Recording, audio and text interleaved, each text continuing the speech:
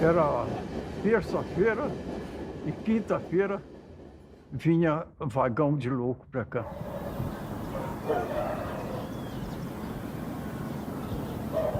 Não tinha nada diferente. Só no vagão de louco escrito vagão para louco, né? Tinha assim nas tábuas lá de fora assim escrito. Quer dizer que aquilo ali não tinha, passageiro não podia ir lá, né? Eu trabalhei numa estação chamada Aureliano Mourão. Lá, coitado deles lá, chegava às 7 da manhã e saía às 7 da noite, nessa estação. Então os coitados sofriam. Tinha uns que choravam. Outros pegavam marmita de comida. Nós tínhamos um restaurante que fornecia boia para eles, para qualquer um lá. Às vezes comia era com a mão, outras vezes comia de um modo muito esquisito, igual porco ali, né? Poxa, assim, né? Eu já vi a polícia judiar com louco, essas coisas tudo assim, mas tinha policial também que era muito humano, muito humano. Eu vi policial, o dinheiro dele não dava para ele comprar pro louco, a boia dele ele deu pro louco, né? Ah, tem coitado que vinha para cá pro hospício aí, dava gosto você conversar com ele. Você conversava direitinho. Tinha outros que cantavam. Muita gente falava que tinha música, nem louco era. Diz que às vezes bebiam as coisas lá, faziam umas besteiras. A política ou algum enguiço empurrava ele como louco. As autoridades, né? Daqui é que ia pro hospício. Bom, o que eu pensava era o seguinte, eles iam sofrer, mas era um recurso. Eu acho que é uma missão muito difícil. Quem cuida de um louco. Tinha 5.000 pacientes quando eu entrei aqui, na época. Toda quarta-feira, chegava um ônibus entupido de paciente, vomitando, tendo diarreia, urinado, do Hospital Raul Soares. Porque a polícia militar, a polícia de rua lá de Belo Horizonte, eu não sei qual tipo de polícia, pegava todas as pessoas que estavam perambulando na rodoviária por lá e enfiava dentro do Raul Soares. Raul Soares tocava pra gente aqui, sem nome, sem nada. E aqui tem muito paciente que os hospitais mandavam, porque era fácil. O diretor era médico, todos tinham hospital que é a fonte de renda excelente, né? Excelente mesmo, porque doido não tinha coisa melhor para dar dinheiro. E colocava, mandava quem estava dando trabalho para cá. Aqui era depósito, sempre foi depósito, sempre. A minha mãe, quando entrou aqui, ela veio através de político. A política de Barbacena, chegava perto do político, eu quero trabalhar no Colônia. Eles davam uma carta, entregavam para o diretor fazia uma análise e no outro dia estava trabalhando. Não tinha que ter profissão, não precisava saber ler, nem escrever, basta saber distribuir alimentação, lavar os corredores, dar banho nos pacientes, entendeu? Distribuir a medicação. As medicações eram um comprimido rosa e um azul. Era Ordol e Fernigam, parece, o Diazepam. Uns nomes assim. Simplesmente explicaram para ela. Você faz a ronda. Se tiver gritando, batendo, você dá os dois juntos. Se tiver cantando, te importunando, dá o rosa, sabe? Então era conhecida a medicação na época, para esse pessoal da colônia, era pela cor.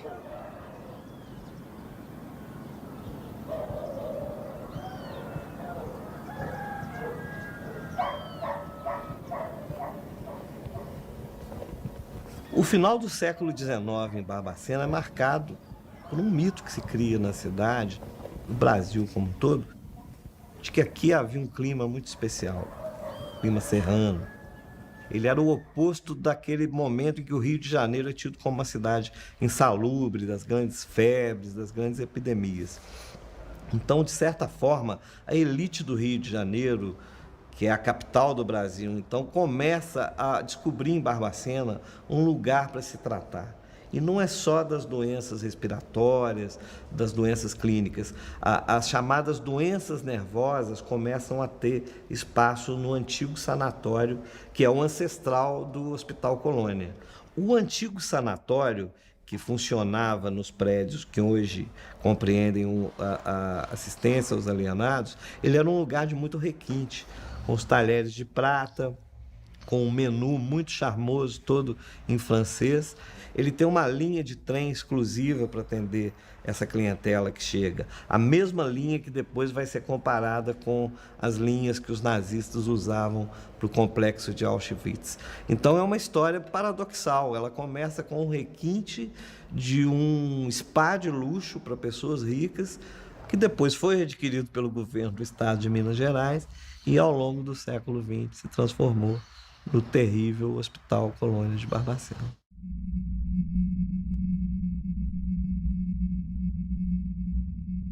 Quando eu tive acesso às fotos feitas dentro desse hospital em 1961 pelo Luiz Alfredo, eu fiquei tão impactada que eu não vi nenhuma daquelas fotos no hospital. Todas aquelas imagens me remetiam a um campo de concentração. E o fato de a minha geração não saber nada sobre essa história me deixou muito indignada. Como é que uma história como essa, como é que uma das maiores tragédias do Brasil acontecem diante dos nossos olhos e a gente não sabe nada sobre isso?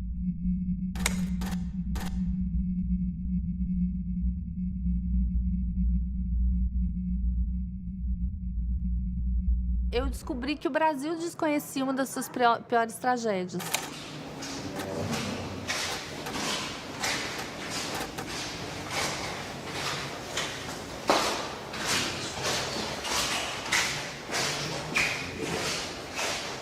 A gente tinha que botar o paciente no lençol e rotular o nome, procedência. Às vezes eu passava 3, 4 lá em cima. Às vezes, quando eu pegava plantão também, eu achava e levava. Você achava o quê? Achava os defuntos lá. Foi morrendo assim, uma atrás da outra, uma atrás da outra, uma atrás da outra.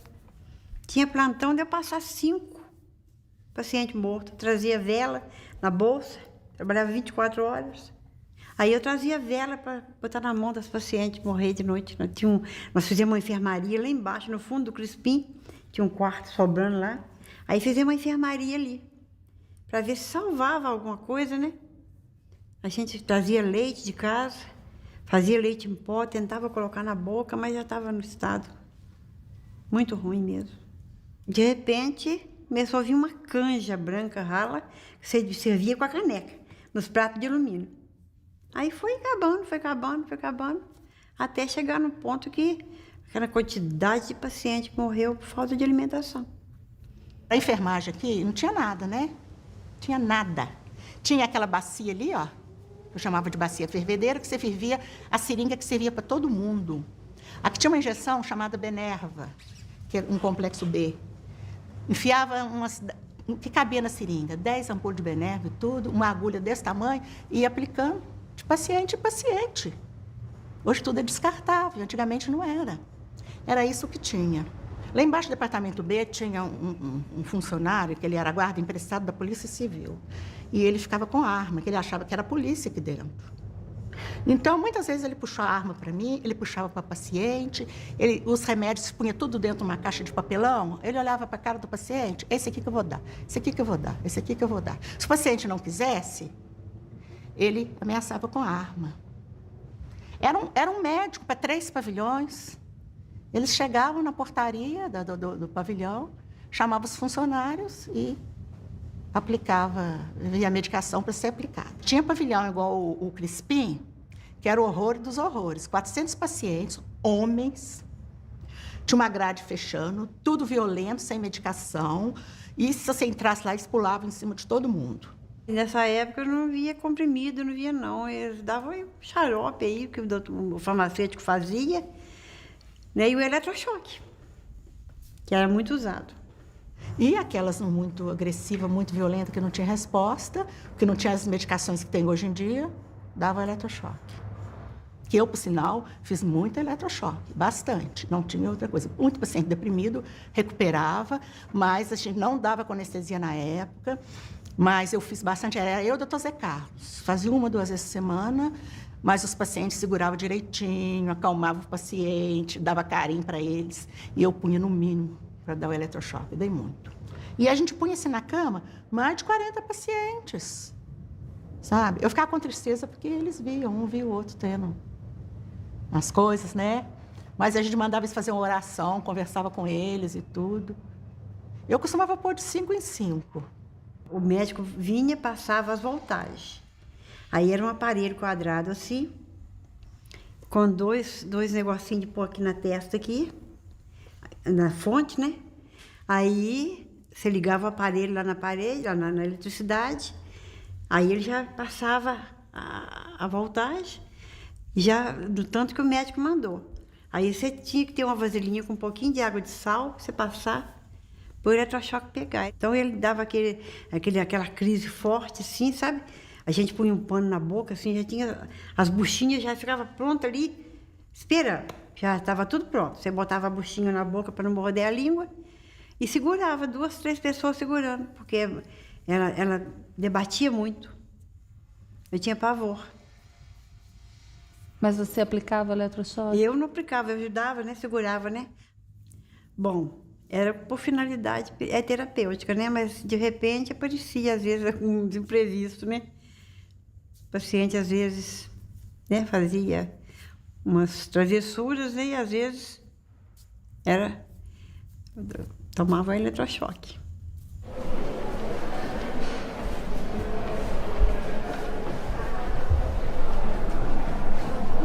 Eu tive vergonha de ser psiquiatra, foi quando eu vi as cenas que eu vi. Foi a vergonha de ser gente, foi de ser psiquiatra só. De ver o que é possível fazer com o outro.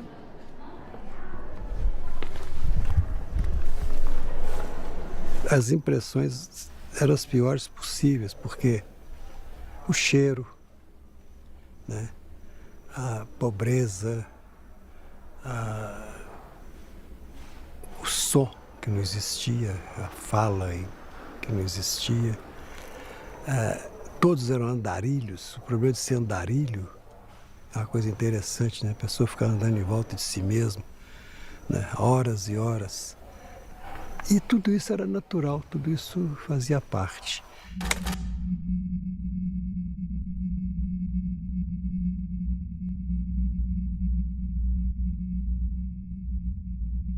Uma das coisas mais impressionantes dessa história é a situação dos meninos de Oliveira, exatamente porque eles tinham, ao contrário dos pacientes do Hospital Colônia, eles tinham algum tipo de deficiência física ou mental. E os pais sentiam vergonha desses filhos e encaminhavam esses filhos para um depósito de crianças chamado Hospital de Oliveira. E aí, quando esse hospital fecha, esses meninos, eles acabam mudando de depósito e acabam sendo encaminhados, então, para o Hospital Colônia no início da década de 70. Veio mais de 100 crianças, acho que 140 crianças para cá. Veio um ônibus cheinho. Vieram os 3 funcionários. Quando pega que o filho é seu. Pacientes que a gente não conseguia pegar, precisava 2, 3 pessoas, todos com alguma deficiência física, nem falavam. Era isso que tinha aqui. Tinha um pavilhão de criança lá na FEMIG, eu ficava lá. A gente tomava injeção de impignar, o corpo da gente ficava todo torto assim, ó. Ficava todo torto. A gente fazia a força para descer o braço assim, não conseguia, doía muito. dava choque lá, a gente ficava no pátio lá pelado, ficava na cela pelado também, jogava água na cela, a gente ficava dentro da água na cela, ficava apanhando lá, aqueles enfermeiros, sabe? Batia na gente lá. Você é da onde? Bezonte, Passo Santo Figênio, pai do tio. Pai Antônio Carlos não, Antônio Paulino, meu pai do tio. Me criou desde pequeno assim, ó. Eu fui lá em Bezonte e não vi ele mais. Mãe morreu. Quando eu era neném, ela morreu. Cheguei com 12. Toninho, você tá com quantos anos? Não sei mais não.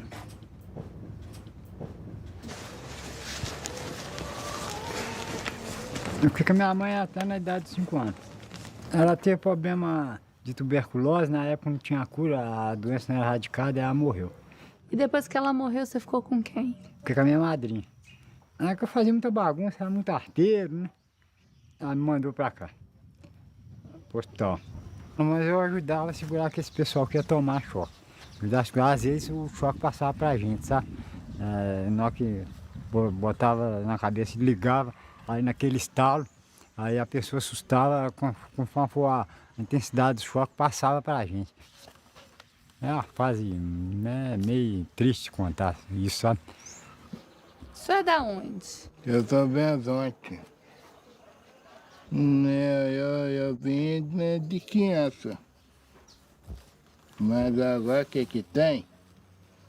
Eu fui treinar lá na FEMIG, mas eu tomei injeção de entortar e eu belei morrer. Foi à toa, eles meteram a vara na vente, batiram na vente lá, meteram a vara na vente. Lá pus ele na cela também, lá tinha cela, pus ele na cela, pelado, sem roupa, sem nada. E fazia esse casente à toa. Eu não fazia nem arte nem nada. Eu fazia faxina todo dia. Era obrigado a fazer faxina lá. Não fizeram, ele me ticou na gente lá. Xingava a gente. Meu pai não internou eu lá. Meu pai não internou eu lá. Ninguém veio me visitar, nem aqui nem lá. Ninguém. Eu tô com saudade do meu pai até hoje.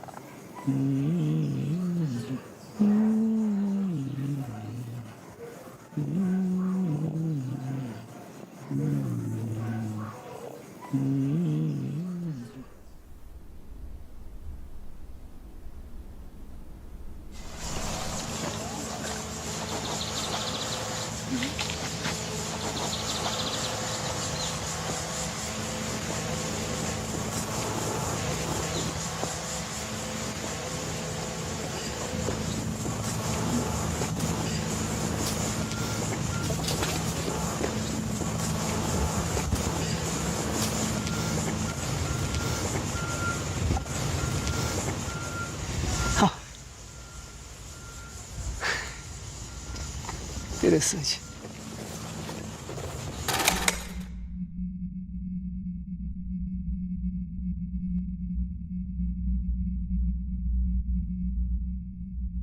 Eu estou sentindo que eu estou todo arrepiado.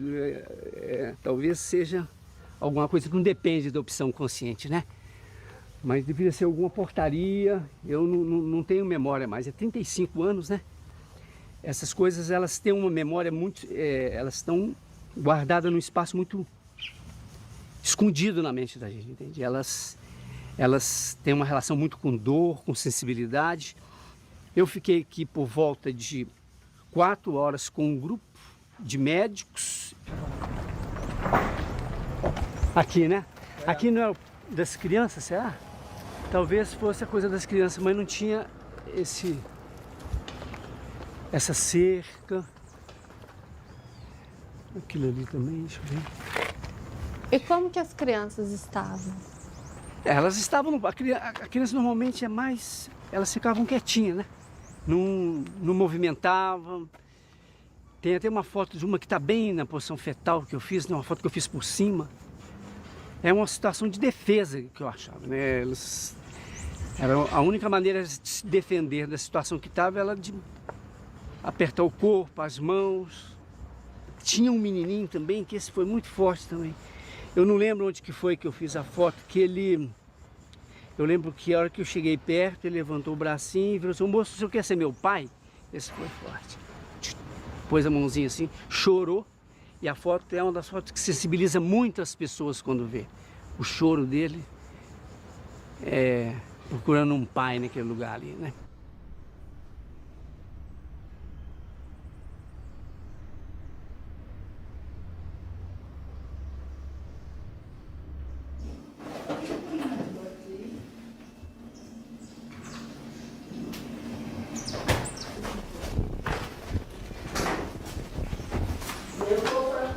Era criança. Minha família internou eu, criança, assim, na Oliveira. Eu dei alguma crise, assim, não tinha remédio para levar no médico, aí me internou. Injeção, tinha aquela injeção grossa, desse tamanho assim, dava aquela injeção grossa na gente, de pregnar, choque já vi os outros tomar, e paciente morrendo, tadinha, sim. E nós já passou fome também, isso já falo verdade, quem fala verdade merece castigo. Nós ia lá no mato para pegar capim de lixo, cheio de formiga, para botar num colchão. O colchão era assim, era um colchão assim, de pano. A mãe mandava fazer, remendar assim, e botar na cama para a gente dormir. Os bichos tudo mordendo a gente, a formiga mordendo a gente. Ninguém apareceu. Mas eu tinha saudade da minha família, eu já sonhei com a minha família, já sonhei com minha mãe, assim, que eu ia na rua assim, mãe, me dá um copo d'água. Aí ela falou assim, não, filha, entra dentro de casa, assim, não, mãe, quer só um copo d'água. Aí ela me dá um copo d'água. Tem vezes que eu fico triste no meu quarto, saudade. Não é o que eu vou fazer, não posso fazer nada. Não fiz nada com minha família, não fiz nada. Eu não posso nem falar mais nada desse negócio, não, senão eu fico triste da minha família. É como se a memória deles, afetiva, tivesse parado no momento do abandono. Tivesse sido congelada ali, no momento do abandono, quando os pais deixam eles ali e nunca mais voltam. Quando os sobreviventes puderam falar, é impressionante o impacto que isso teve dentro do Brasil, quantas pessoas se sentiram envergonhadas pelo tratamento que durante décadas e décadas foi oferecido para pessoas consideradas indesejáveis sociais, a forma indigna que o Estado brasileiro e que a sociedade brasileira trata e tratou essas pessoas, é uma herança que nos envergonha.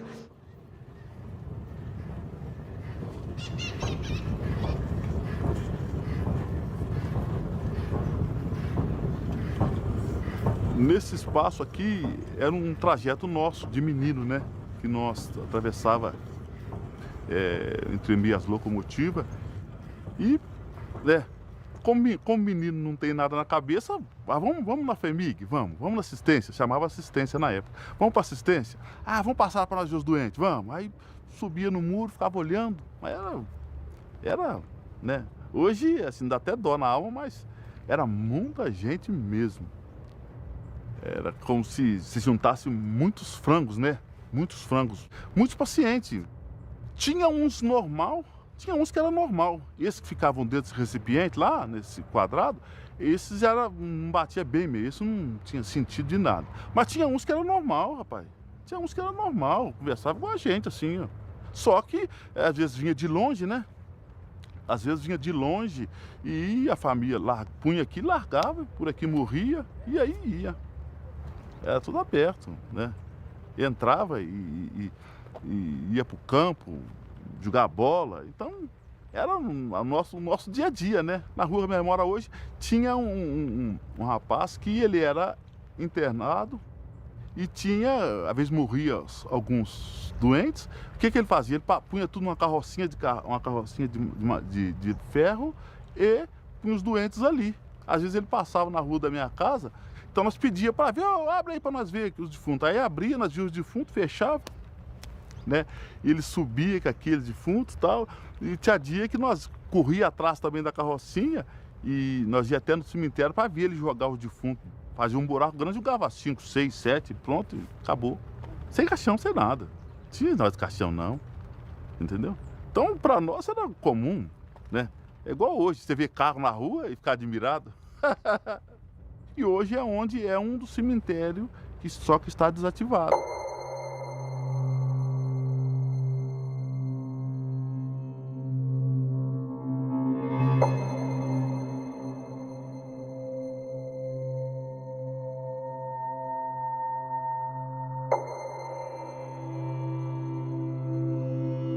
Se você cavar aqui, você vai encontrar ossos e ossos aí, né?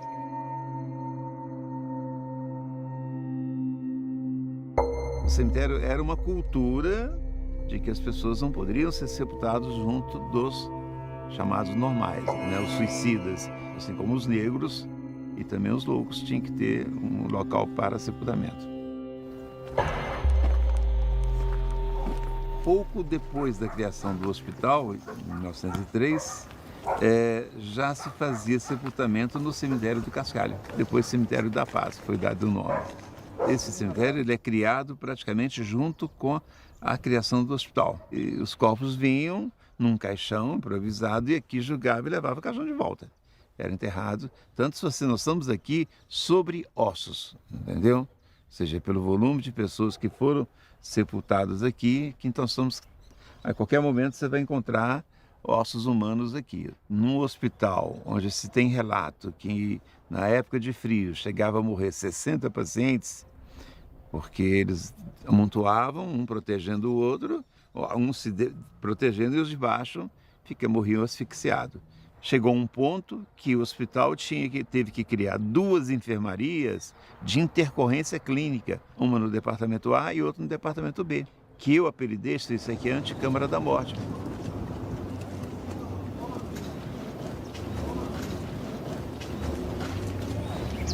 Aí eu ainda, diretor, chego os moradores, os vizinhos começavam a queixar do cheiro, ou seja, então percebemos que a terra já não estava absorvendo a quantidade de mortos, então nós resolvemos encerrar o contrato e não mais permitir o sepultamento de pessoas aqui nessa instituição. É muito estranho você imaginar um hospital que já tinha acoplado a ele um cemitério, porque a expectativa do hospital não era curar, era levar essa vida até onde fosse possível para finalmente sepultá-la. No primeiro momento do hospital, as coisas funcionaram de uma forma diferente. Ele cumpriu o papel baseado na medicina francesa, pelo menos até a década de 30. É onde eu sempre afirmo que a partir do Estado Novo, o regime forte, né, as coisas começam a complicar dentro da instituição.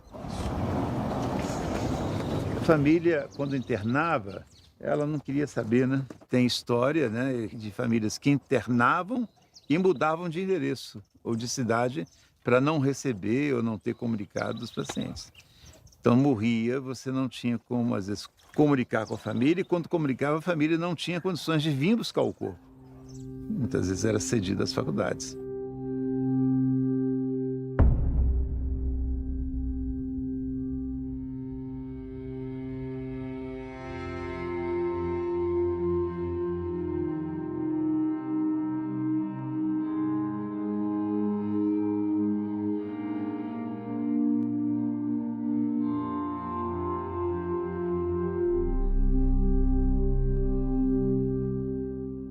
Como é que vocês descobriram que eu nasci, criei, comandei tudo em hospital?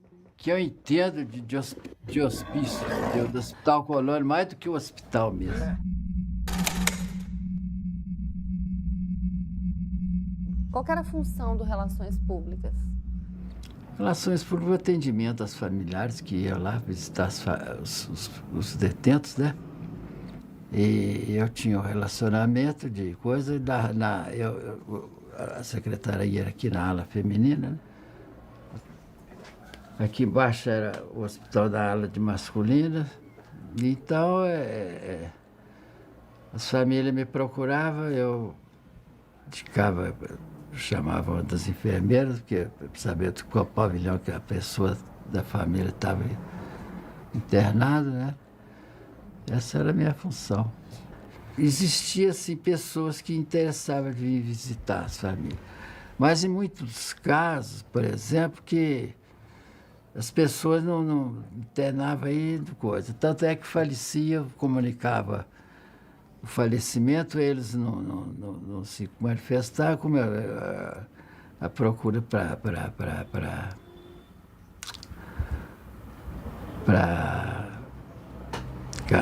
essas faculdades era enorme, né? Então eu atendia as faculdades que precisava, né? Então morria, a gente trazia cá para cima. Pegava com cobertor, 4, eu e mais 3 pacientes, no cobertor, que nem uma maca a gente não tinha, não. Aí punha lá em cima, arrumadinho lá os corpos, lá, tudo assim no chão, assim, com procedência, com tudo. Olha, os pacientes estavam mortos lá já, esperando eles virem buscar. Aí chegava, né? Às vezes não tinha condução própria para vir buscar.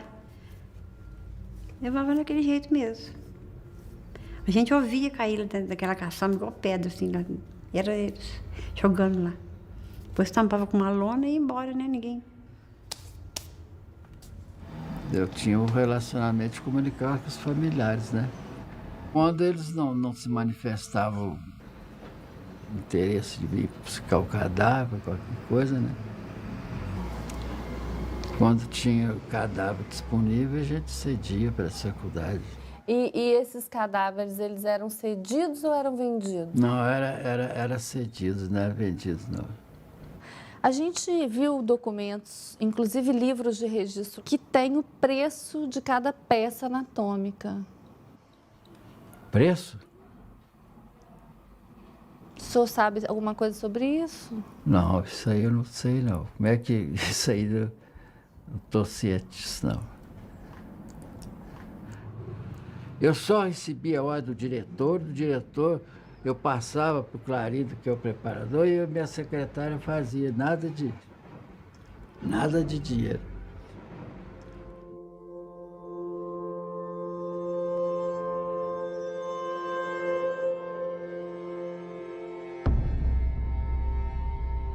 Faculdade de Medicina de Valência, Fialho, tá o seu nome aqui. Essa letra é sua? Essa aqui é. Essa é a letra do senhor? É.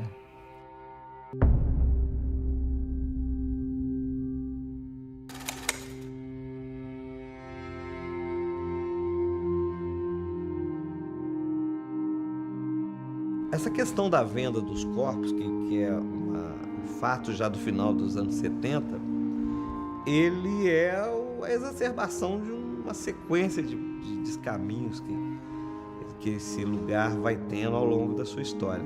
Quanto menos hospital ele fica, e mais prisão, e mais reclusão, e mais depósito de gente, mais margem para essas coisas que hoje a gente percebe como absurdas se dá para acontecer. Sai daí. Essa carteira. É um pavilhão muito bonito. Sendo os pavilhões mais antigos do hospital. É o pavilhão Antônio Carlos, né? É um colonial de respeito, porque não é qualquer um que faz um pavilhão desse aqui. Muito perfeito. Esse aqui hoje é onde está funcionando a cozinha. Foi tirado o telhado e reformado para a cozinha. Estão montando a ferragem para encher o concreto. Um é o João Preto, paciente, tá vendo? Todos são pacientes, tá? Esse aqui da Possível com paciente. Esse é o paciente que tomava conta dos porcos lá na Possível. É um paciente que, inclusive, ele morava, tinha um quartinho dele, tinha um chuveiro dele. Você daria o cigarro e ele está lá, tranquilo. Eu vivi muito dentro do hospital por ter contato com a minha família lá dentro, eu ia muito, né? Andava lá dentro, tinha regalia dentro do hospital. Então, estava lá, conversava com os pacientes. O estado dos pacientes, para mim, era normal. Porque os pacientes, eles não agrediam ninguém, eram os pacientes educados, conversavam. Eles precisavam de um afeto, né? Você conversar. Então, os pacientes do Hospital Colônia, na época, eles iam para a olaria fazer tijolo. Eu frequentava, inclusive, a olaria, porque meu pai era um chefe daquela parte. Eles tinham uns que até dormia à noite, né? Porque tem que refazer o fogo no forno, né? Que esse forno para queimar o tijolo. Então, eles é que olhavam os pacientes. Do tempo que eu vivia lá dentro, lá tinha 280, 300 pacientes. Era 2 funcionários que trabalhavam a noite inteira olhando eles. Quer dizer, não era uma coisa do outro mundo, não. O paciente pegava um cobertor e ia arrancar capim para fazer os colchões para eles dormir. Eles mesmos faziam o colchão deles, costuravam, davam os pontos. Entendeu? Que o paciente, como diz o doutor Fortino para mim, o paciente psiquiatra, ele precisa fumo de cigarro e comida.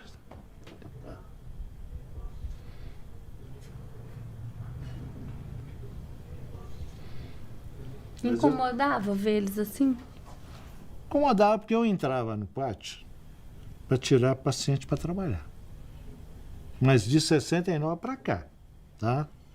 Eu entrava lá, porque eu já era o chefe de obra, então eu tirava, em troca de um maço de cigarro, e ele saía para trabalhar.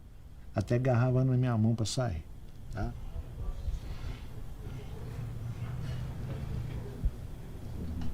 Os pacientes da colônia, os homens que era bom, saía para prestar serviço ao município, sabe? Calçar rua, capinar a rua para o prefeito, sabe? E muitos diretores do hospital levavam pacientes também para ajudar nas construções da casa deles que estava fazendo. E levava esse paciente para ser pedreiro, servente pedreiro, sabe? Mas eles não tinham pagamento, tá? Eles tinham, como diz o outro, mordomia de sair do pátio e ganhar um maço de cigarro, que eu passava aqui na secretaria pegar o pacote. Isso aí. Eu mesmo, quando eu estava mexendo na reforma dessa casa, eu trouxe eles para trabalhar aqui. Eles trabalharam aqui comigo. Eu tenho um chão ali com os cacos de azulejo, foi o paciente que sentou.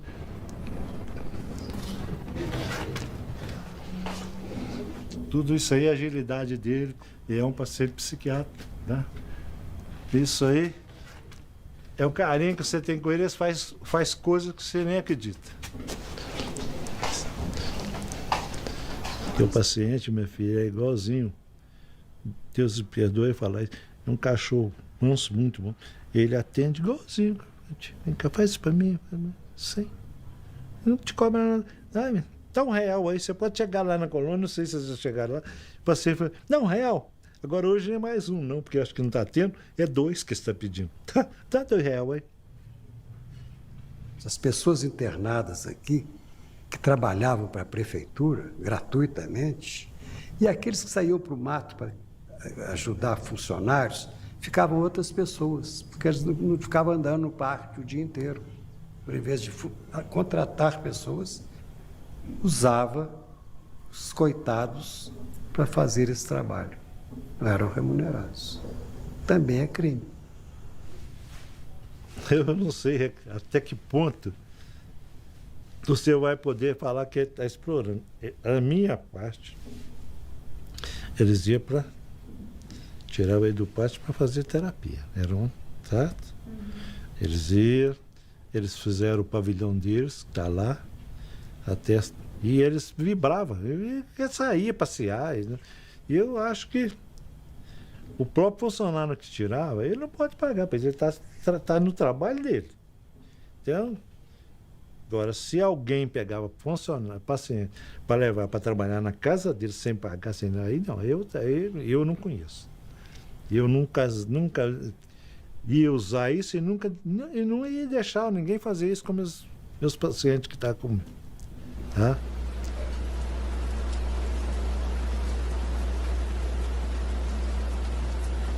Cada pavilhão tinha uma irmã que cuidava. Que era assim, elas punham as pacientes para fora 4 horas da manhã, para limpar a casa. O negócio era manter a casa limpa. Aí as pacientes iam para o pátio, naquela friagem toda, sabe?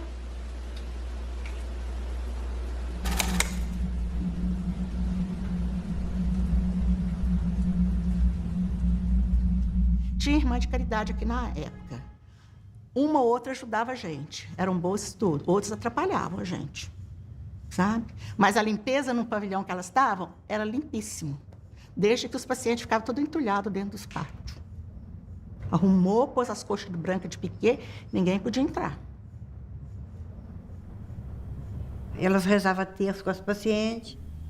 Elas tinham essa função de ir lá, rezar, orientar, entendeu? Se a gente precisasse de alguma coisa, elas é que tinham que vir fazer licitação para vir buscar no almoxarifado. E ficava ali. Um certo tempo de manhã. De tarde você já não via mais elas. Elas exploravam muitas pacientes para fazer crochê, trabalho manual. Então essas pacientes trabalhavam separadas. Trabalhavam só para as irmãs. Não faziam nada para ninguém. Tinha o dormitório escolhido, né? Era o primeiro dormitório de cima, que era o mais limpo. Ali só ficava elas. E elas recebiam para isso? As pacientes? É. Ah, não. Às vezes, assim, muito raramente, sabe? Mas, assim, um bolo que fazia lá na casa delas, que levava lá um pedacinho para elas. Mas muito raramente. Essa irmã Helena Coelho, que era a mais velha, ela era econômica, né? Que trabalhava no almoxarifado.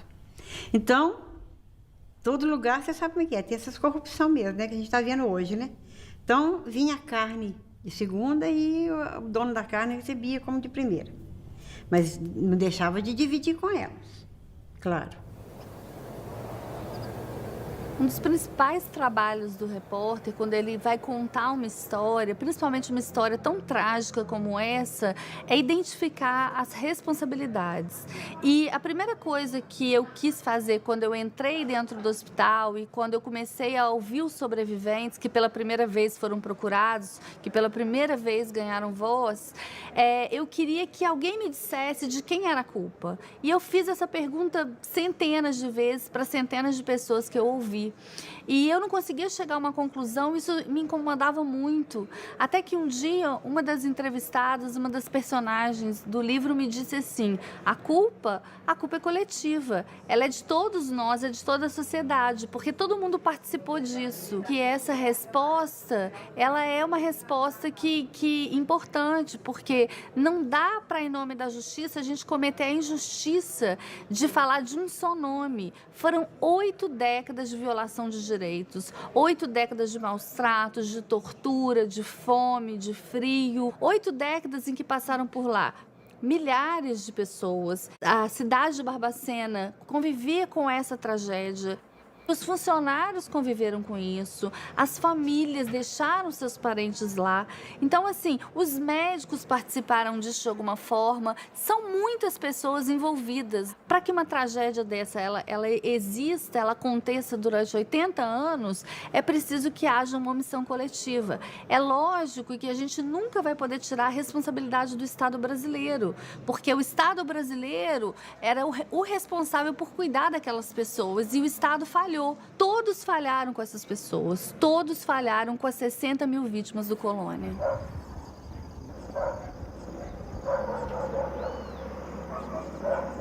Minha lembrança da minha infância foi na FEBEM.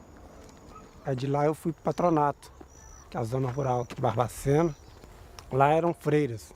E lá no patronato que eu passei a minha infância. Lá eu tinha um amigo, Chiquinho. O pai dele, todo domingo, no ônibus de 11h30, chegava lá para visitar o Chiquinho. O pai dele era lavrador. Então, se eu vejo o pai dele chegando todo domingo e meu pai e minha mãe não chegar, por que eu sou diferente dele? Porque ele mexia muito comigo.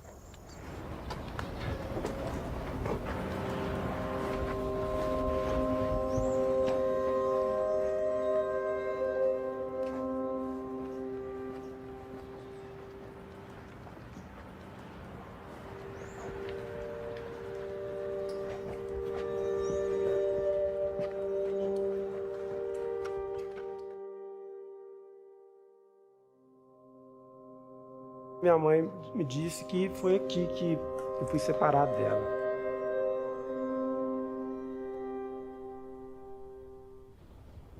Assim que eu ganhei o João Bosco foi pro berçário e eu vim também pro berçário.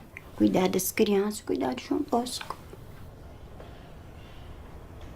Cheguei lá no domingo, tava na hora do almoço da irmã. Aí, daí a pouco ela chegou.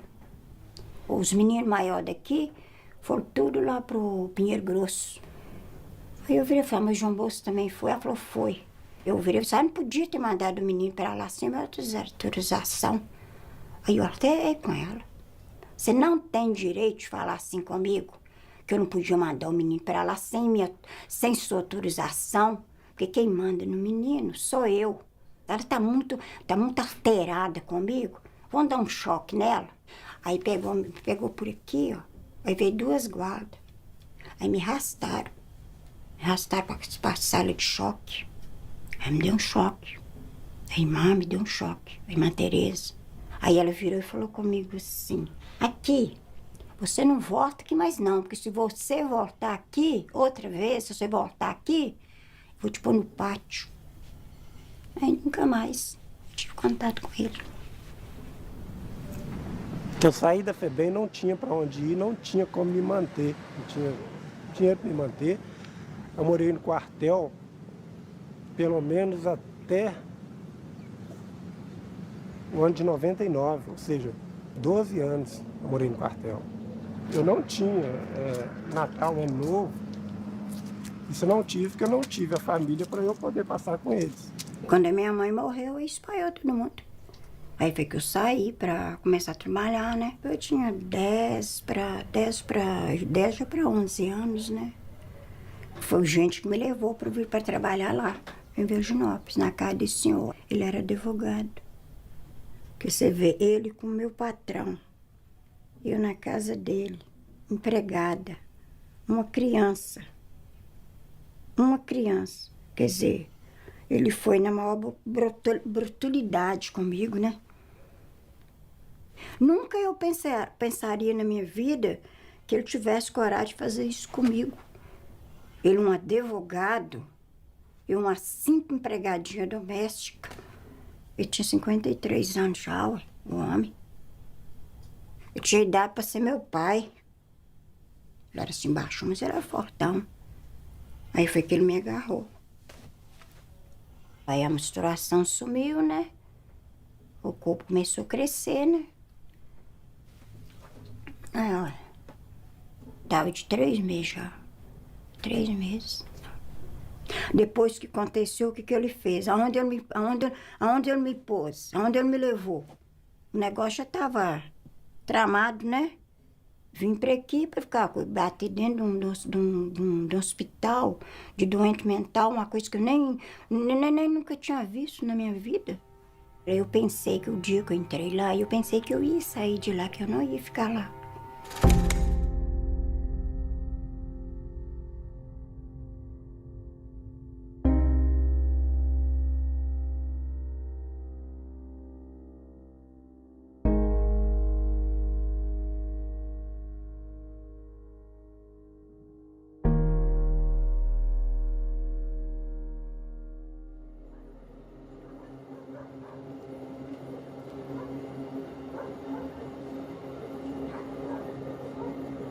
Fiquei mais crítica quando eu descobri a minha história e procurei a FEMIG, né, atrás de explicações, a forma que eu fui recebida. Muitos disseram, o que você está fazendo aqui, não vale a pena mexer nessa história, procurar isso. Ela não podia ficar comigo, ela não teve escolha. Muitos se colocaram no lugar dos meus pais adotivos, mas ninguém foi capaz de se colocar no lugar da minha mãe. Chamo Sueli Aparecida Rezende, nasci em 1955, dia 2 de julho, numa sexta-feira em São Paulo.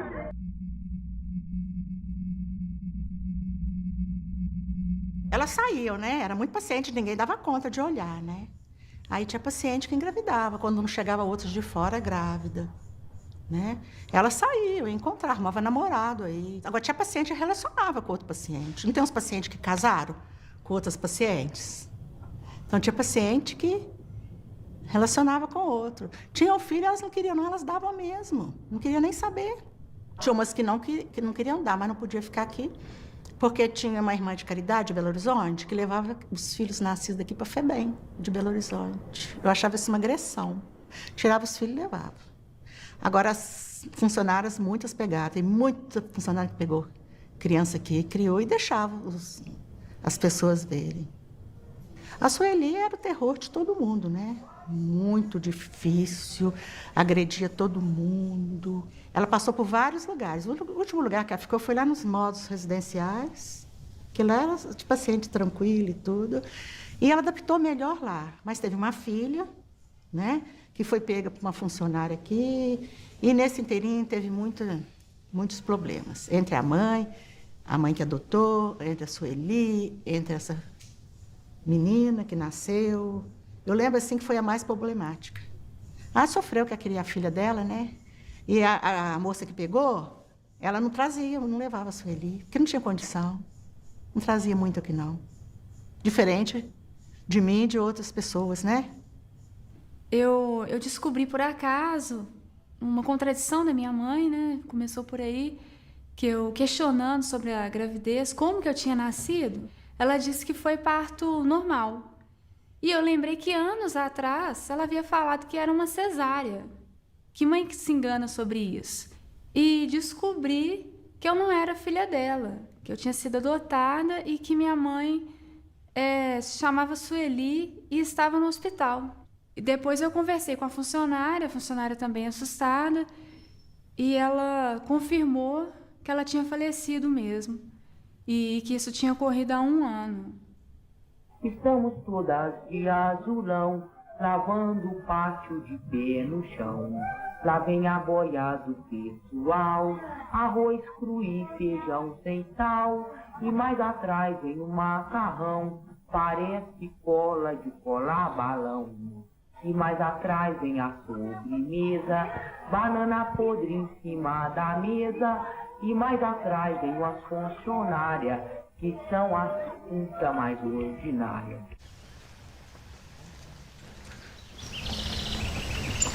Eu nunca imaginava que um dia entrar nesse local aqui me traz recordações tristes. Aqui onde esteve minha mãe.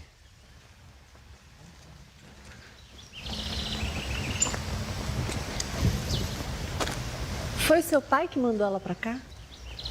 Não sei se foi, não. Eu não posso garantir porque eu era pequenininho, não tinha condições de saber. Eu não posso falar uma coisa que eu não sei. Ontem eu estava lendo o livro, né, antes de vir pra cá. Daí o Bernardo, meu filho de 8 anos, chegou. Aí, meu pai.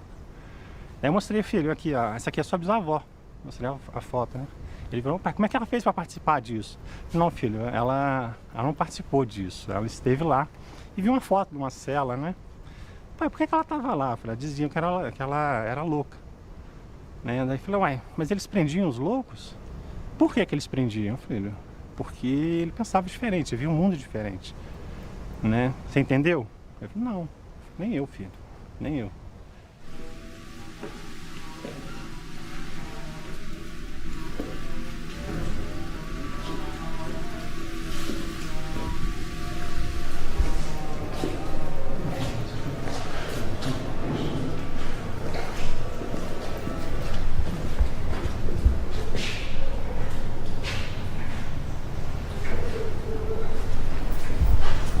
Aqui era o quê? Outro dormitório. Mas aqui só os indigentes, né? Sim. Aqui é... Mas quem não era, né? Talvez eu tinha 9, 57, 58. O nome dela tá aí, porque ela deve ter vindo pra cá como indigente. Vê a data aí, vê se a gente consegue localizar. 57, 58? É. A quem servia esse sistema, né? Matrícula de loucos e indigentes.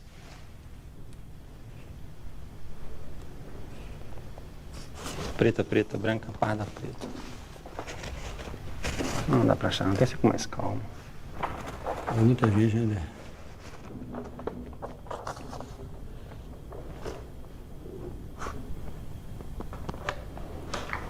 Pai. O quê?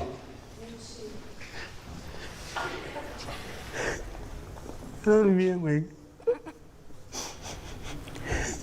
Entrou em julho de 56. Casada, tá vendo? Tá vendo? É casada. E meu pai dela com indigente, tá vendo?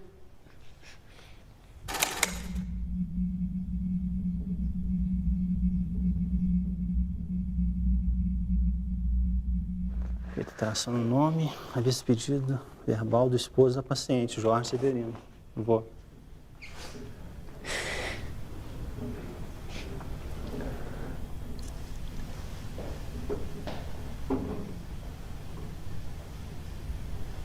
Onde é que fica aqui? O que o cara fez aqui?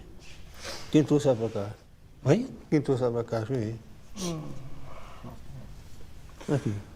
Não, eu vou pedir, né, a alteração do nome dela, porque aqui constava Leonor Correia de Castro. Aí alteraram, né? É o Leonor Correia de Almeida. Aqui. A vista pedido verbal do esposo da paciente, Sr. Jorge Severino de Almeida. Foi cruel, não foi? Escondeu-se de mim.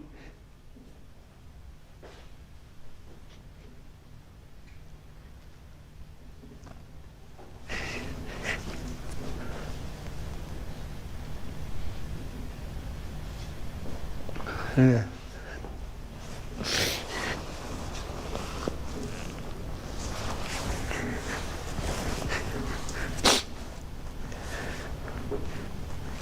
Eu não sabia que tinha mãe, tá vendo? Escondeu-se de mim. É. Eu dormi na rua, não sabia que tinha mãe. Com 9 anos.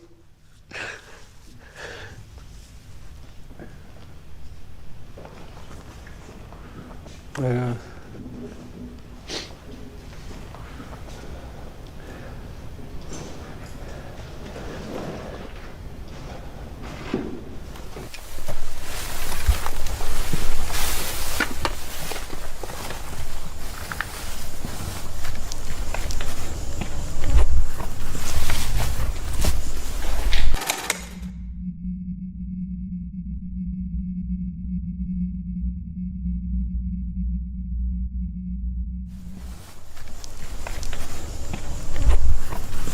Em 1961,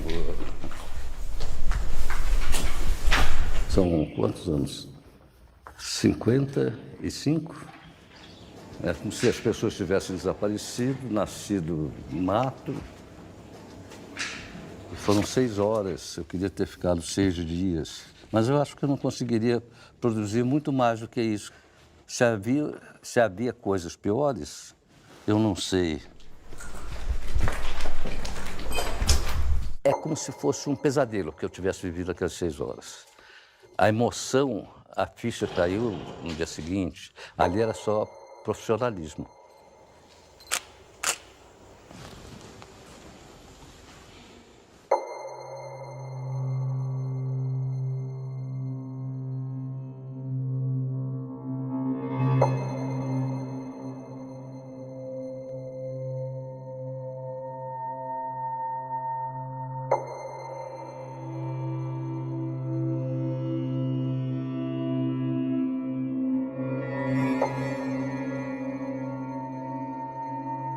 Estamos num local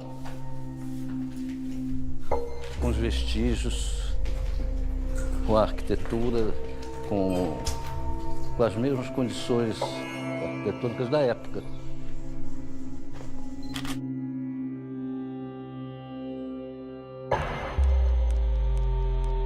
Aqui ó, essa parte aqui é aquela ali, ó. A porta, aqui ó, aquela parte ali. E a janela, e a porta. É daqui para lá.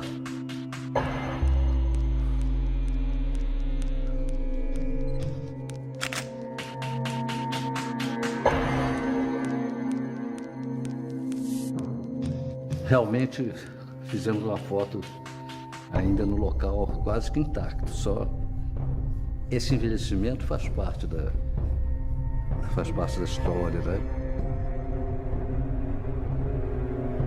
Chegamos no local. É dos últimos. Quando terminar isso aqui, não restará mais evidência física nenhuma da época que nós estivemos aqui.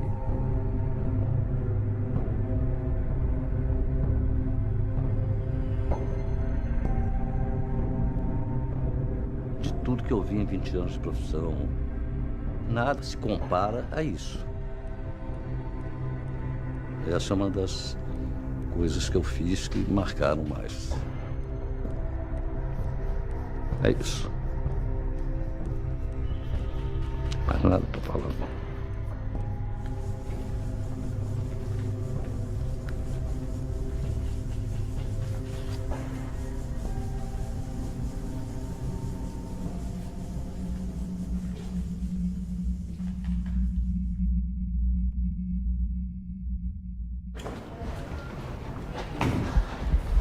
Aqui tem uma mesa boa.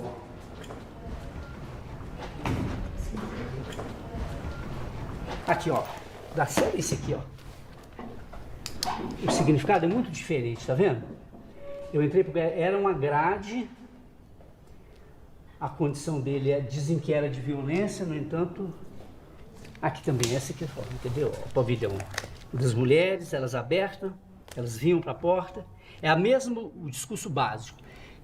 A maioria delas não tinham distúrbios, vamos dizer, neurológicos, alguma podia ter alguma coisa que a fisionomia mostra, mas essa senhora, essa aqui, e olha o tanto que está lá no fundo.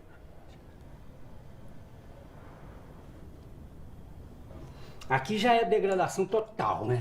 Essa aqui é a foto que eu falo, que esse momento aqui para mim foi crucial. Essas pessoas num abandono total, né?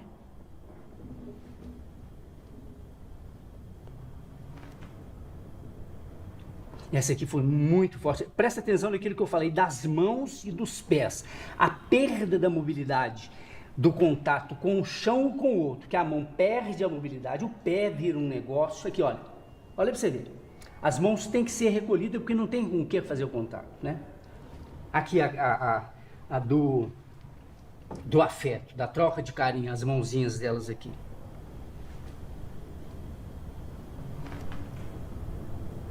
Esse aqui é a vergonha. O que eu senti é que ele ficava completamente envergonhado da situação que ele estava. Tem uma coisa que é interessante, a maioria era negro. Aqui já tinha... A cor negra já era uma discriminação.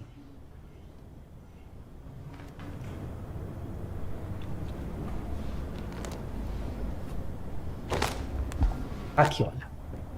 A pessoa que eu falo que perdeu tudo. Isso aqui é sol, abandono, apodreceu. É como se ela tivesse me cobrando, faz alguma coisa, mas o que se podia fazer? E olha isso aqui também, ó. Ao rosto de pavor do menino aqui. Olhando para lugar nenhum. Você pode imaginar você no lugar, né? Como filho, como criança, sem uma resposta. A boneca está aqui, mas a boneca está algemada.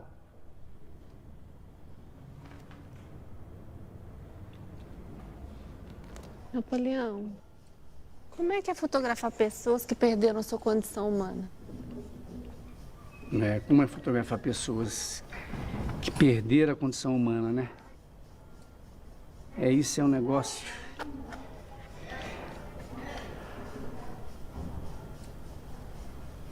Como que é fotografar?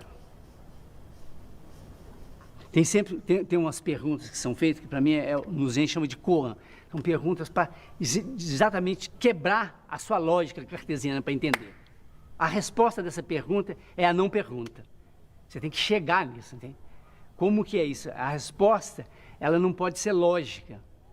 Então, como é que é fotografar um ser humano sem condição humana? Você tem que conviver com isso para ter essa experiência, entendeu?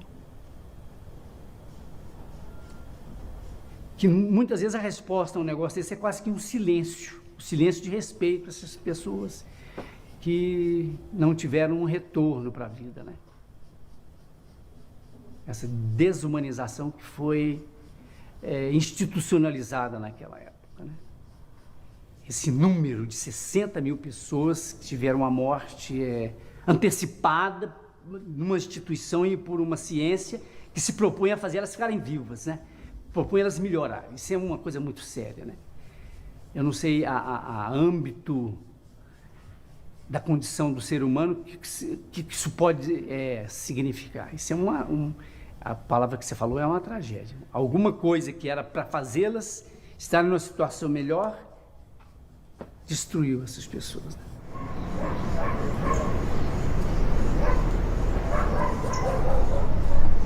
Todo mundo emocionado, né? Que foi um, né? É forte mesmo. Registro forte. De fato de serem 3 gerações, né?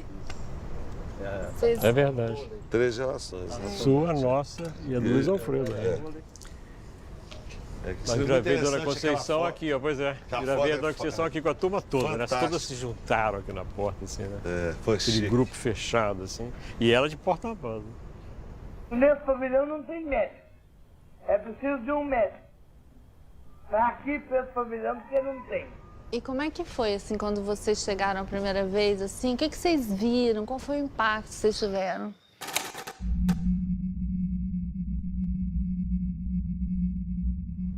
Eu tinha visto umas fotos, eu não conhecia o Cruzeiro, as fotos do Luiz Alfredo eu não conhecia. Eu era muito garoto na época e não tinha visto as fotos dele. Na escola de psicologia eu vi umas fotos que o cara tinha feito clandestinamente também. Tipo, assim, fotos roubadas, cenas roubadas, assim, né? Eu vendo as fotos do Luiz Alfredo, em que você vê que as pessoas se colocam para a câmera, inclusive uns grupos de homens que se colocam, assim, numa posição ereta. Eu acho que aquelas não eram poses, não era uma colocação, aquilo surgia, aquilo foi um bailado, foi uma coisa, e eles me olhavam e não me viam. É isso que eu sentia, todos os olhares se dirigiam a um certo ponto, mas eram vazios.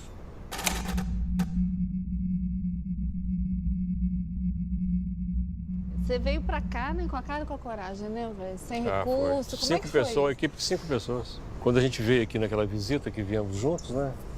Você, eu, Simone, aquela turma. Quando eu voltei para lá que percebi que tinha abertura para fazer o filme, né? Em 5 dias eu montei a equipe e falei, não pode perder, né? Essa porta fecha. A gente percebeu que tinha que fazer algo naquele momento, que tinha possibilidade, não podia perder, né? E era aquela hora e pronto. E viemos um coletivo de pessoas. Vocês estavam juntos a primeira vez? Viemos juntos. Foi um grupo grande que veio. Passamos um dia aqui, demos um giro no hospital. Um dia mesmo. Aqui no embaixo. O Irã voltou para escrever as matérias, eu voltei com a cabeça do filme, assim, de armar o filme. É porque o secretário de saúde na época liberou, né? Ele não sabia o que ia acontecer, né? Ele liberou e depois a gente publicou uma matéria dizendo, né? Que estava aberto, né, os portões aqui do hospital para a imprensa, né?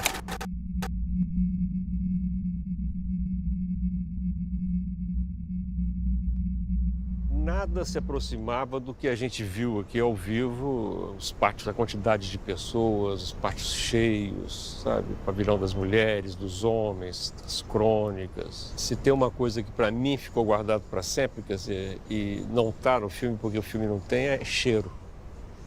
Quer dizer, um cheiro permanente aqui que eu acho que é dor, é sofrimento. Acho que o sofrimento tem um cheiro. Então esses cheiros, quando eu vejo o filme, assim, às vezes o que mais me lembra é o cheiro. Eu acho que é uma dimensão que você só tem quando você está dentro dela. A maior parte das lembranças era no pátio das mulheres. Que uma delas chegou para mim e falou assim, eu sei porque vocês estão fotografando a gente. É para quando a gente morrer, vocês saberem quem morreu. E a vontade delas de aparecer e tudo era muito grande. Então você percebia assim que era uma forma de dizer, olha, eu estou aqui, estou viva, eu estou aqui, eu existo, e pôr a cara. Eu como repórter, né, minha letra é muito feia, depois daquela dificuldade de entender o que eu escrevia, né, eu queria aproveitar e tudo, eu estava falando para o Elvésio, eu não tive sentimento nenhum. Eu estava ali um profissional, um repórter, eu tinha que anotar tudo, até o sentimento. Né, se era cheiro, se aquilo, eu tinha que anotar cheiro, tristeza, eu anotava o nome, porque eu não tinha sentimento nenhum. Eu estava em operação, trabalhando tecnicamente. Eu senti mesmo drama quando eu vi o filme, Em Nome da Razão, né? Nós, né, foi tudo junto. Quando eu vi ao vivo ali, aquilo, aí que viemos acumulado. Nossa, entrei em pânico.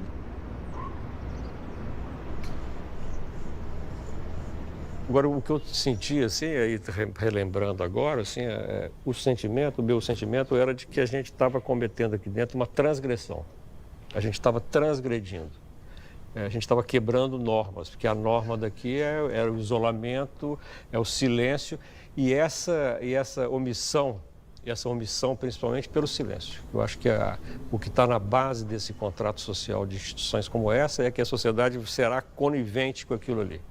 E eu sinto especialmente que no momento que nós fizemos, quer dizer, de 79 para 80, a gente debaixo de uma ditadura militar, quer dizer, era uma metáfora assim, direta do que acontecia no Brasil. Do silenciamento, né? Do silenciamento, e a gente estava entrando, quer dizer, aí eu acho que, até comentando com o Irã, o título da matéria dele, Os Porões da Loucura, é perfeito, assim, é perfeito porque naquela época a gente falava no Brasil nos porões da tortura. Da ditadura. Os porões da ditadura, os porões da tortura, quer dizer, era o que era a voz corrente. Eu sinto que naquele momento a gente estava participando de uma revolução. Nós estávamos sendo agentes de uma revolução que estava acontecendo aos olhos nossos ali, na nossa vista ali, e que de fato ia modificar isso aqui para sempre. A primeira coisa mais importante que aconteceu, que eu achei que foi importante, foi a reação do próprio meio psiquiátrico, né? As pessoas, quando elas estão tratando com os doentes mentais, elas estão dando o máximo, elas acham que é aquilo. Elas não tinham consciência disso, né? Então, essas pessoas, se você criticar o trabalho delas, elas ficam revoltadas. Então, o pessoal que trabalhava nos hospitais psiquiátricos, eles não foram acusados de praticar a barbárie, não. Eles viram como eles praticavam um ato barbário.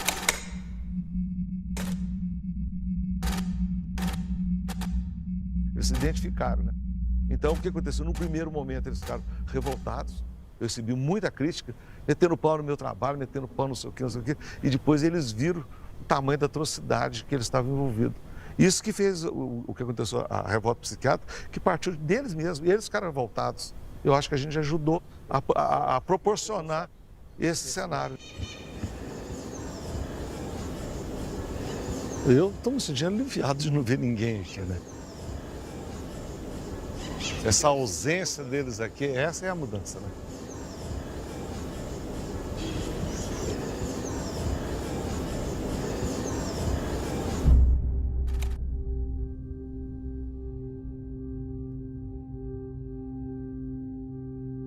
Em 73, a FIAP, Fundação Educacional de Assistência Psiquiátrica, resolveram dar uma reforma aqui dentro e pôr funcionários, porque não tinha, só guardas.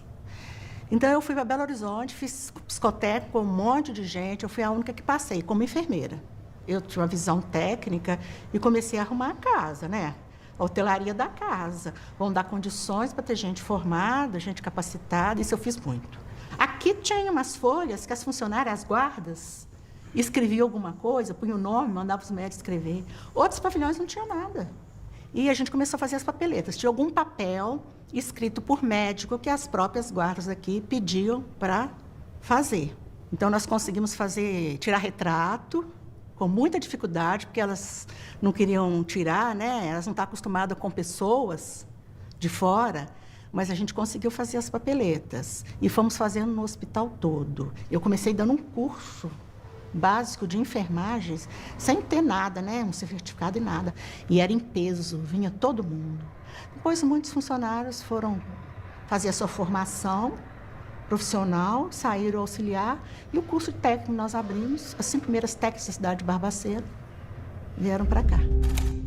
Nós somos contratados como acadêmicos para dar plantão dentro da instituição, porque o hospital não tinha plantonista. Tinha 2.000 pacientes aqui, mas não tinha um médico de plantão. Aí nós somos os primeiros plantonistas do hospital. Aí surge a presença de Basálea, a visita de Basálea.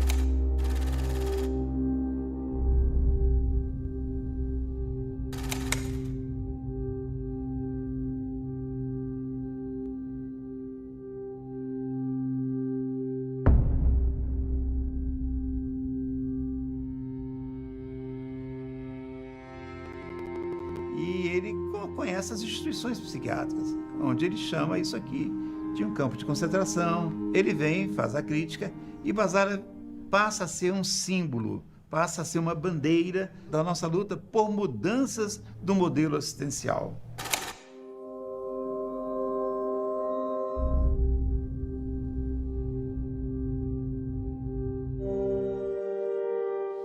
reforma psiquiátrica, fundamentalmente, é uma mudança de modelo. Há um modelo que é centralizado no grande hospital psiquiátrico. O modelo hospitalar leva o paciente até o serviço. No caso da rede é o contrário. O serviço é que vai até o paciente, é algo como uma malha de serviços que se espalha pelo estado todo. A gente começou a fazer a ressocialização desses pacientes nos módulos residenciais, foi 120 pacientes. Ali a gente ensinou a usar desodorante, fazer unha, sabe, colocar batom. Quem viu se viu pela primeira vez, chorava, gritava, batia a palma, sabe? Ficou toda feliz de ver no espelho. Aí a gente levava, é você que está aqui. A outra, não é outra, não, é você mesmo, sabe? A gente ia mostrando, depois aprenderam a comer com colher, com garfo. Foi naquele modo lá que saí depois para as casinhas. Eu chego aqui em 92, o hospital, como que ele estava? Ele estava passando por uma modificação, que eu acho de pensamento. Então, assim, ele ainda tinha muita característica de hospício. A grande dificuldade, que aí eu posso falar um pouco do que eu venho nesses anos todos trabalhando, é a questão, nesses espaços, a gente conseguir trabalhar com o sujeito.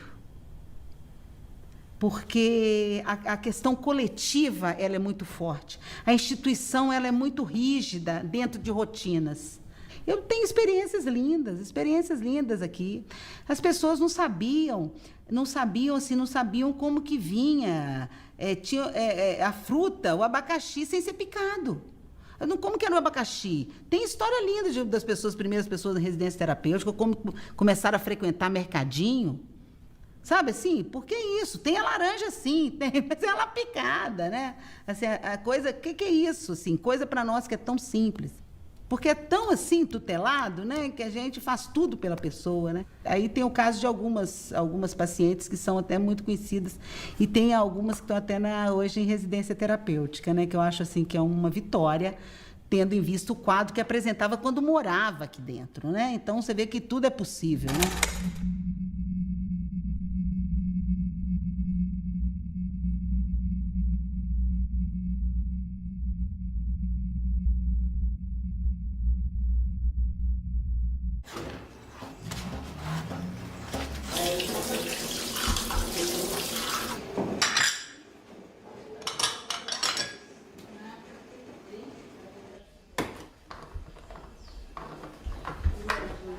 Eu já viajei um dia de avião.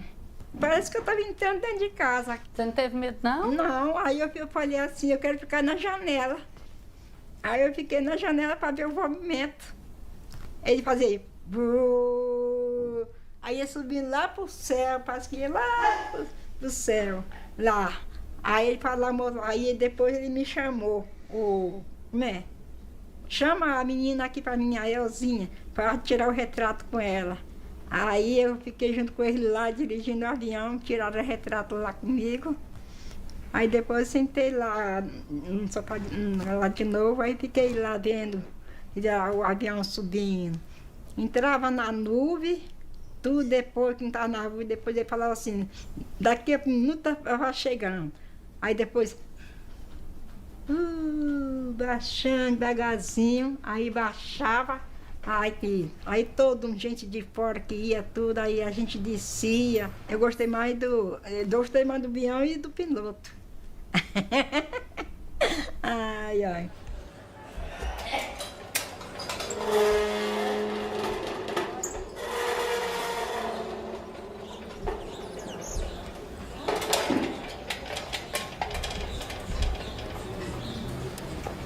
O senhor representa hoje uma instituição que tem essa herança. O senhor acha que nós podemos falar em culpa do Estado ou em dívida histórica que o Estado tem com essas pessoas? Com os remanescentes, certamente, né? O Estado, na medida que, mesmo que, e é bom que seja feito esse registro, o Estado ele agiu, né, em consonância, em sintonia com os conceitos, com a instituição da psiquiatria, com a medicina, com o sanitarismo.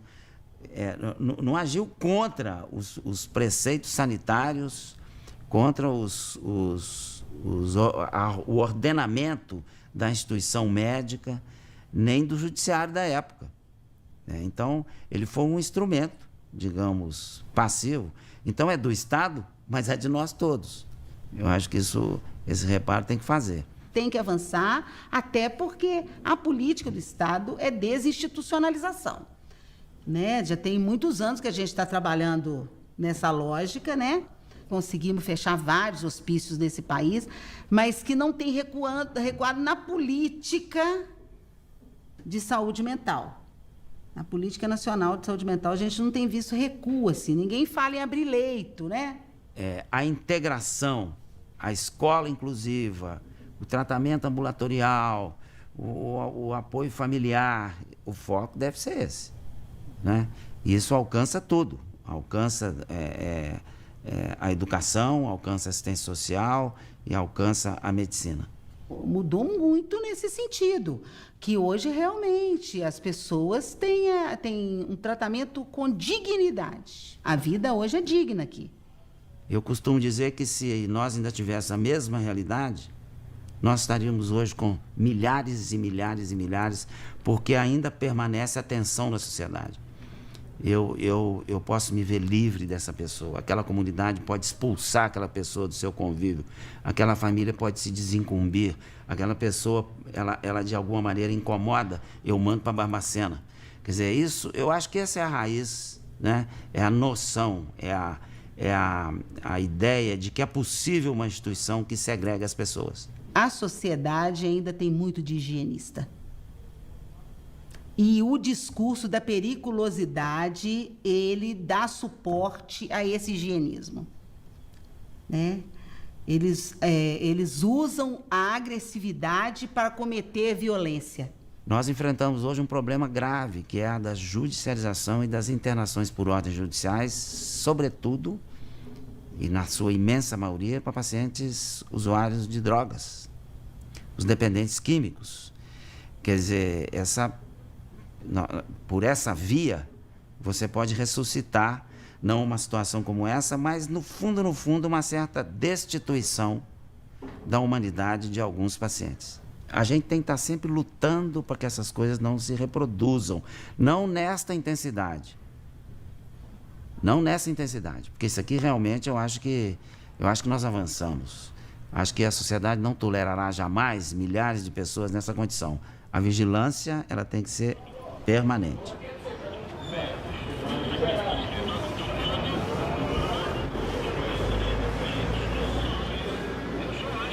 A casa foi criada para eles, né? Tanto que são 4 rapazes e 3 moças. No começo foi difícil até para mim, quando a gente via que o chão tinha só fezes, né? Falava, nossa, meu Deus, me dá coragem, né? Os primeiros dias eram difíceis mesmo.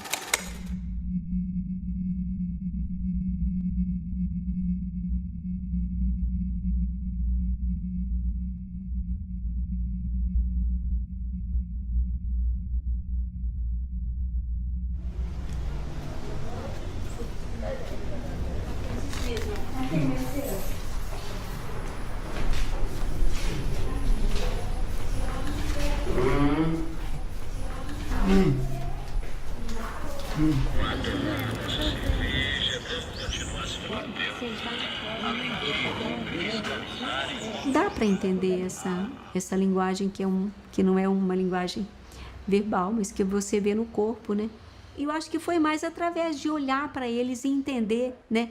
Por exemplo, às vezes o Albino estava numa posição e eu falava, não, o Albino está se sentindo incomodado nisso aqui, vamos trocar, vamos deixar, né? Porque não tem rigidez. Eu falo, olha, gente, vocês vão me desculpar, mas quem trabalha aqui não tem rigidez de nada, não. Por exemplo, quer andar, anda, quer levantar, levanta.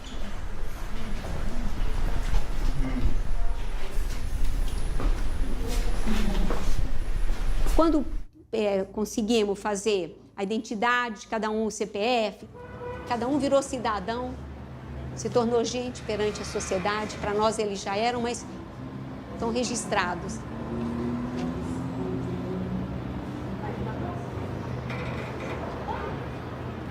E o Silvio é aquele menino lourinho que tinha uma opção de moscas, né, em cima dele. Quando ele estava daquele jeito, passa alguém e fala: essa menina tem mais que morrer. Essa menina aqui é esse menino que é um galã de cinema, porque ele era louro, o cabelo era mais bonito. Hoje eu envelheci, mas eles também. Então o cabelo era todo lourinho. Eu falei: esse é um menino que é um galã de cinema. Aí ele estava lindo mesmo, aí todo mundo ficou impressionado.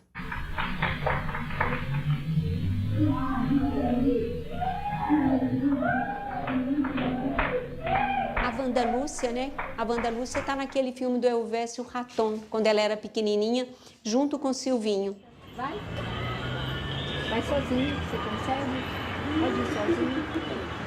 Eu acho que, na medida que incomoda, você mostra que existe uma outra possibilidade, que as pessoas conseguiram também sobreviver àquele terror, né? Conseguiram. E eu acho que tem que admitir que houve tudo isso mesmo, né? As pessoas poderiam não estar pensando em maldade, mas não sei, às vezes elas eram maldosas também, né? Porque o doente, ele não tinha voz, né? O que a gente entendeu mesmo o nosso, né? O nosso também não fala, mas a gente dá voz para eles.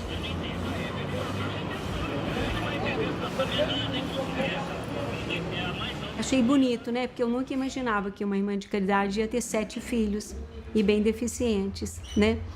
E que a gente acreditava que poderia modificar. E para mim foi na minha vida de irmã de caridade religiosa foi bonito demais eu poder ficar com a curatela deles, né? De vez em quando alguém batia aqui na porta, até o diretor do Raul: ô irmã, eu posso colocar o rapaz que está lá? Não, né? Infelizmente não. Eu não, porque a gente não fez para ficar aumentando as camas.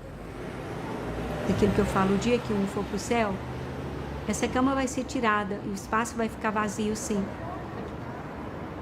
Até que forem todos, né?